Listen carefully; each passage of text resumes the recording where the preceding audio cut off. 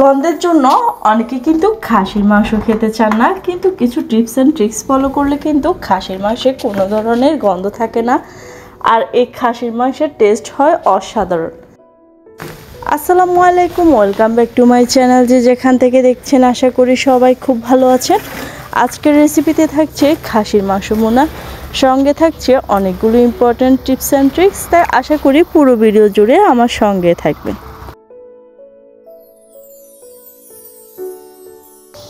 চলুন এবার চলে যাই মূল রেসিপিতে। প্রথমে আমি এখানে বড় সাইজের একটা খাসির রান নিয়ে নিয়েছি। এখন খাসির রানটাকে পুরো রানটাকে ছোট ছোট পিস করে নিব। খাসির মাংসের পিস অনেক বেশি বড় রাখবেন না, আর একদম ছোট করবেন না, মাঝারি সাইজের পিস করে নেবেন। আমি অফ ক্যামেরায় কিন্তু পুরো খাসির রানটা ছোট ছোট করে পিস করে নিয়েছি। দেখুন, খাসির পিসগুলো কিন্তু আমি অনেক বেশি বড় করি নাই, আর একদম ছোটও করি নাই। ঠিক এরকম মাঝারি সাইজের রাখবেন, তাহলে খেতেও অনেক বেশি ভালো লাগবে, আর মাংসের ভিতরে ভালো করে মশলা ঢুকবে। আর ধোয়ার আগে অবশ্যই কিন্তু মাংসগুলোকে লবণ, হলুদ আর ভিনেগার দিয়ে 15 থেকে 20 মিনিট ভিজিয়ে রাখতে হবে, কারণ অনেক সময় খাসির মাংসের মধ্যে কিন্তু গন্ধ থাকে। এখন আমি পানি দিয়ে ভালো করে খাসির মাংসগুলোকে ধুয়ে নিয়েছি। এখন ধোয়া খাসির মাংসগুলোকে একটা পাতিলের মধ্যে নিয়ে নিয়েছি। পাতিলের মধ্যে নেওয়ার কারণ হচ্ছে মাংসগুলোকে মশলা দিয়ে ম্যারিনেট করে রাখবো কিছুক্ষণের জন্য, তাহলে দেখবেন যে মাংসের মধ্যে ভালো করে মশলা ঢুকবে, আর এই মাংসগুলো খেতে অনেক বেশি মজা হবে। আমি এখানে 2 চা চামচ হলুদের গুঁড়া দিয়ে দিচ্ছি, 2.5 চা চামচ মরিচের গুঁড়া, 2 চা চামচ ধনিয়া গুঁড়া, 2 চা চামচ জিরার গুঁড়া, 1 চা চামচ কারি পাউডার, আধা চা চামচ গরম মশলার গুঁড়া দিয়ে দিচ্ছি, 2 চা চামচ রসুন বাটা, 1.5 চা চামচ আদা বাটা এবং 1 টেবিল চামচ টক দই, বড় চামচে 1 চামচ অলিভ অয়েল।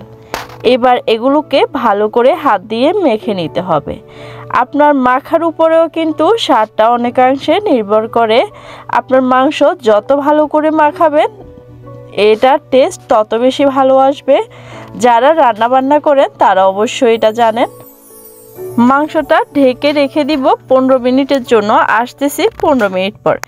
এবার এখানে একটা পাতিলের মধ্যে পরিমাণ মতো তেল দিয়ে দিব রান্নার জন্য।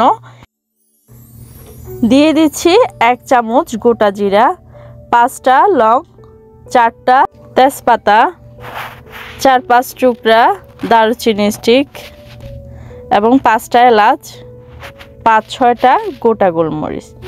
এবার ভালো করে তেলের মধ্যে এগুলোকে হালকা ভেজে নিতে হবে, যাতে খুব সুন্দর একটা গরম মশলার ফ্লেভার বের হয়। আবার অতিরিক্ত ভাজতে যাবে না, তাহলে এগুলো পুড়ে কিন্তু তিতা লাগবে মাংসের মধ্যে। এখানে আমি কিউব করে কেটে রাখা 1.5 কাপ পেঁয়াজ কুচি দিয়ে দিচ্ছি। আপনারা চাইলে কুচি করেও দিতে পারেন। আমি এখানে পেঁয়াজগুলোকে বাদামি কালার করে ভেজে নিব। ততক্ষণ পর্যন্ত ভাজবো যতক্ষণ পর্যন্ত না পেঁয়াজের কালারটা বাদামি কালার না হয়। এখন দিয়ে দিব ম্যারিনেট করে রাখা খাসির মাংসগুলো। এখানে আমি আলাদা করে আর কোনো মশলা অ্যাড করব না, কারণ আমি সব মশলা আগে খাসির মাংসের মধ্যে দিয়ে ভালো করে মেখে নিয়েছি। এবার মাংসগুলোকে ভালো করে কষিয়ে নিতে হবে। এখানে কিন্তু আমি কোনো ধরনের পানি অ্যাড করব না, কারণ খাসির মাংস থেকে আস্তে আস্তে কিন্তু পানি বের হবে। এই পানি দিয়ে কিন্তু খাসির মাংসটা কষানো হবে। এখানে 8-9টা কাঁচামরিচ দিয়েছি এবং বড় সাইজের 2টা টমেটো কেটে দিয়েছি। মাংসগুলো কষিয়ে নেওয়ার পর এখানে আরও 2 কাপ পানি অ্যাড করেছি, এবং পানি দিয়ে ভালো করে ঢাকনা দিয়ে ঢেকে মাংসটা পুরোপুরি সিদ্ধ হওয়া পর্যন্ত রান্না করতে হবে।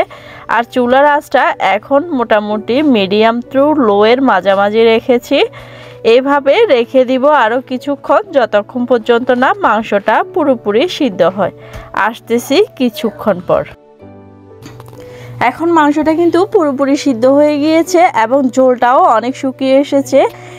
5 থেকে 10 মিনিট আমি লো হিটে রেখে দিব চুলার মধ্যে। এরপরে গরম গরম পরিবেশন করার পালা। আপনারাও এভাবে বাসায় একবার ট্রাই করে দেখবেন, অবশ্যই কিন্তু এভাবে ফলো করে রান্না করলে আপনার রান্নাটা অসাধারণ হবে আর কোনো ধরনের গন্ধই থাকবে না।